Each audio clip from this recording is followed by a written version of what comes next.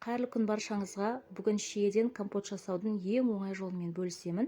Мүмкін білетін де боларсыздар, бірақ білмеген болсаңыздар, осы рецептпен жасап көріңіздер.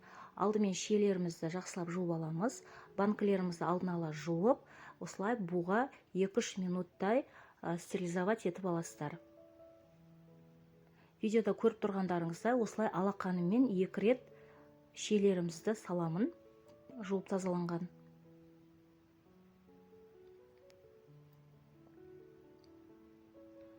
Менің банкымның мөлшері 3 литрлік. Енді әрбір литрге 100 граммнан, яғни менде 3 литр болғандықтан, мен 300 грамм қант саламын.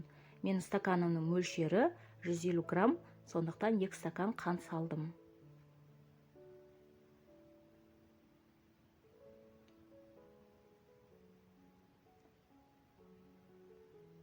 Енді алдын ала осылай дайындап қойған банкілерімізге қайнап тұрған суымызды құямыз. Алдын ала суды кастрюляға қайнатып қойыңыздар. Мен өзім үнемі осылай жасаймын. Ішіндегі шиелері де қысқа дейін өзінің формасын ұстайды, ешқандай жаңағыдай жұмсарып, былжырап кетпейді. Өте дәмді болады. Алғашқыда осылай суы ақшыл болып тұрғанмен, компот толықтай суғаннан кейін қып-қызыл болып шыға келеді.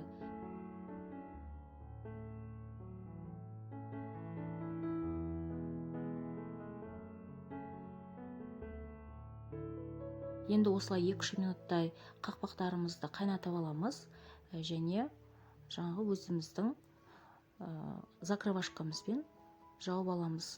Міндетті түрде құрамын мен айтқандай жасасаңыздар болғаны.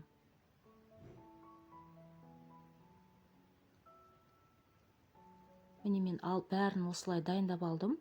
Енді үстін жауып болғаннан кейін крышкасын осылай астына кішкене сүлгі төсеп, ары-бері ішіндегі қанты толықтай ерігенше осылай қозғайтын боламын.